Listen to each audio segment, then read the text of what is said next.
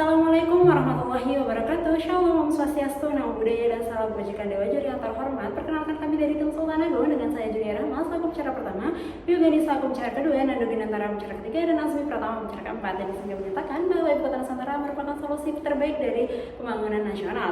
Juri memindahkan adalah langkah strategis untuk mewujudkan cita-cita keadilan sosial dari para pendiri bangsa. Ini menjawab ketimpangan akan pembangunan yang terlalu Jawa sentris. Juri Jakarta ini mengemban beban yakni infrastruktur juga ekologis, dan di mana akan banjir, kemacetan, juga gorong-gorong yang tidak memadai. IKN menawarkan sistem yakni kota hijau yang berkelanjutan, juga menjaga akan hutan resapan.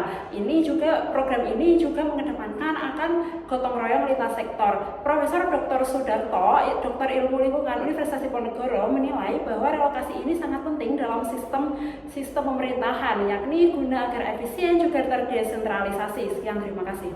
Dewan Juri yang terhormat melanjutkan poin argumentasi kami yang lebih komprehensif. Kami memandang bahwa pembangunan IKN merupakan cita-cita dari para founding father negara selaras dengan Indonesia Emas 2045. Pakar ekonom Universitas Indonesia, Bapak Sony Haribudi Utomo menyebutkan bahwa pembangunan ini akan menarik investor baik dari dalam maupun luar negeri dan juga mewujudkan hubungan bilateral antar ekonom yang lebih baik ke depannya.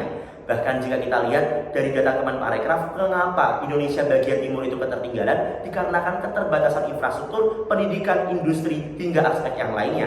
Oleh karena itu, pembangunan IKN merupakan simbol sebagai pembangunan nasional dan pemerataan ekonomi. Di sisi lain juga, transformasi ekonomi diperlukan, harus didukung oleh hilirisasi industri, terutama bagi perusahaan di wilayah Sumatera, Sulawesi, hingga Papua. Oleh karena itu, pembangunan IKN juga mewujudkan program pemerintah yakni transmigrasi, perpindahan penduduk terutama bagi para ASN, pekerja lainnya. Oleh karena itu kami menyikapi bahwa pembangunan IKN merupakan simbol pembangunan negara dan solusi untuk kemajuan ekonomi negeri. Dewan Juri yang terhormat melanjutkan argumentasi dari tim kami, bahwasanya tim kami menilai pembangunan IKN memiliki dampak positif bagi lingkungan sekitar. Salah dua diantaranya adalah satu, upaya pembangunan infrastruktur yang lebih modern. Pembangunan infrastruktur disertai dengan investasi sistem transportasi yang mampu memperbaiki konektivitas antar wilayah. Contohnya pembangunan pelabuhan dan pembangunan jalan sebagai bentuk mempermudah mobilisasi antar wilayah. Dan juga kalau kita melihat daerah Sulawesi merupakan salah satu daerah dengan pasokan beras merah terbesar. Ini mampu menjadi keuntungan bagi daerah Sulawesi dalam aspek keuntungan ekonomi, yang dimana daerah Sulawesi mampu menjadi pemasok pangan dalam daerah IKN. Dan yang kedua adalah upaya untuk mencapai cita-cita ekonomi hijau, yang dimana rencana dari IKN ini adalah membangun Green City modern serta memiliki dampak positif bagi lingkungan sekitar dengan upaya pembangunan yang ramah lingkungan sebagai upaya untuk mencapai cita-cita ekonomi hijau. Yang tentu dalam 3 tahun ini Ibu Kota Nusantara telah mengimplementasikan pelindungan habitat satwa dan modernisasi tempat pembuangan air dengan teknologi flaring. Dewan Juri yang terhormat, meskipun masih memiliki beberapa kekurangan, namun IKN masih memiliki banyak solusi serta banyak kelebihan sebagai konsep IKN dalam pembangunan nasional. Ibu Kota Nusantara memiliki banyak dampak besar bagi beberapa negara, seperti yang disampaikan oleh pembicara pertama, kedua, dan ketiga dari tim kami, bahwasanya IKN memiliki dampak positif bagi perkembangan ekonomi dan perkembangan pembangunan. Dewan Juri, mari kita melirik perbandingan antar negara, di mana negara Brasil berhasil memindahkan ibu kota negara dari Rio de Janeiro ke Brasilia, yang dimana perkembangan tersebut memiliki dampak yang sangat besar bagi perkembangan ekonomi dan pembangunan. Maka dari itu, kami mengamini adanya mosi pembahasan kali ini dengan 2 poin pokok argumentasi utama, yaitu yang pertama, pemindahan IKN merupakan solusi bagi pemerataan pembangunan dan keadilan sosial, yang dimana pemindahan IKN ke Kalimantan merupakan solusi bagi ketimpangan pembangunan yang selama ini hanya tersentral kepada Pulau Jawa saja. Kemudian yang kedua, transformasi ekonomi hijau dan infrastruktur modern. Sekian dan terima kasih. Assalamualaikum warahmatullahi wabarakatuh. Shalom, Om Swastiastu, Namo Buddhaya, dan salam kebajikan Dewan Juri yang terhormat. Perkenalkan kami dari Tim Sultan Agung dengan saya Julia Rahma selaku bicara pertama, Yugani bicara kedua, Nando Ginantara bicara ketiga, dan Azmi Pratama bicara keempat. Dan di sini kami menyatakan bahwa Ibu Kota Nusantara bukan merupakan solusi dari pembangunan nasional. Juri menilai tujuan pemindahan IKN untuk pemerataan ekonomi patut dipertanyakan karena banyak daerah lain pun juga membutuhkan hal serupa. Pemindahan ibu kota negara ke Nusantara pasca Covid menuai kritik karena dianggap sebagai langkah yang terburu-buru juga penuh resiko.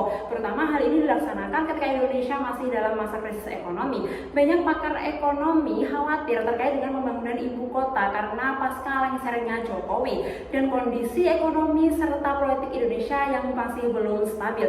Profesor Zulfikar Amir dari NTU Singapura menuai dan memberikan alasan terkait dengan mengapa perpindahan ibu kota tersebut dikarenakan Jakarta akan tenggelam. Hal tersebut menunjukkan bahwa pemerintah tidak sepenuhnya bertanggung jawab, akan tetapi malah meninggalkan begitu saja. Dewan Juri yang terhormat, melanjutkan argumentasi kami dengan poin yang lebih komprehensif. Kami memandang bahwa pembangunan IKN dari segi yuridis UU Nomor 3 Tahun 2022 merupakan inkonstitusional dikarenakan keputusan politik tersebut tanpa dasar yang jelas, tidak transparatif dan tidak transparan. Hal ini juga tidak sesuai dengan UU Nomor 12 Tahun 2011 tentang pembentukan peraturan perundang-undangan karena tidak memenuhi unsur tersebut. UU IKN juga tidak termasuk dalam RPJPN, yakni Rencana Pembangunan Jangka Panjang Nasional. Di sisi lain, di dalam penyusunan kajian lingkungan hidup strategis tidak melibatkan masyarakat yang terdampak dari pemindahan proses ibu kota tersebut. Hal ini menyimpulkan bahwa politik hukum di dalam kebijakan tersebut sangatlah tidak menggambarkan kebutuhan masyarakat dan jauh dari asas meaningful participation.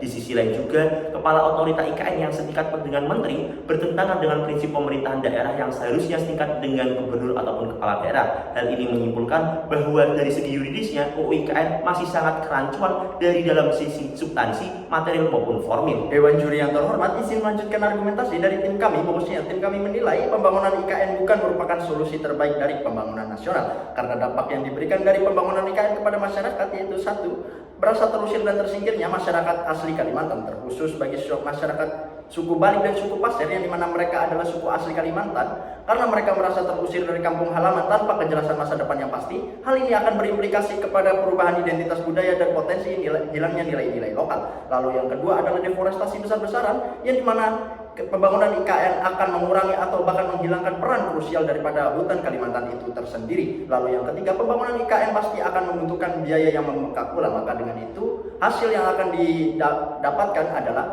APBN negara yang akan semakin membengkak. Maka dengan itu, kami selaku tim Unisula tidak sepakat bahwasanya IKN merupakan solusi dari pembangunan nasional. Dewan Juri yang terhormat, dengan adanya pembangunan IKN ini sendiri bukan merupakan sebuah solusi terbaik untuk pembangunan nasional, karena kami hadir dengan dua poin pokok argumentasi utama, yaitu yang pertama dari sisi ekonomi, sosial, dan lingkungan. Pembangunan IKN dinilai terburu-buru dan berisiko mangkrak sehingga membebani APBN negara, kemudian memberikan dampak negatif yang besar bagi masyarakat asli seperti suku Bali dan suku Pasir, serta merusak lingkungan akibat deforestasi dan menimbulkan kesenjangan sosial yang besar dari masyarakat asli dan pendatang. Kemudian yang kedua dari sisi hukum dan tata kelola, Undang-Undang IKN dinilai inkonstitusional karena tidak partisipatif, tidak transparantif, dan dalam penyusunannya tidak melibatkan masyarakat terdampak, serta tidak termasuk ke dalam RPJPN jangka panjang.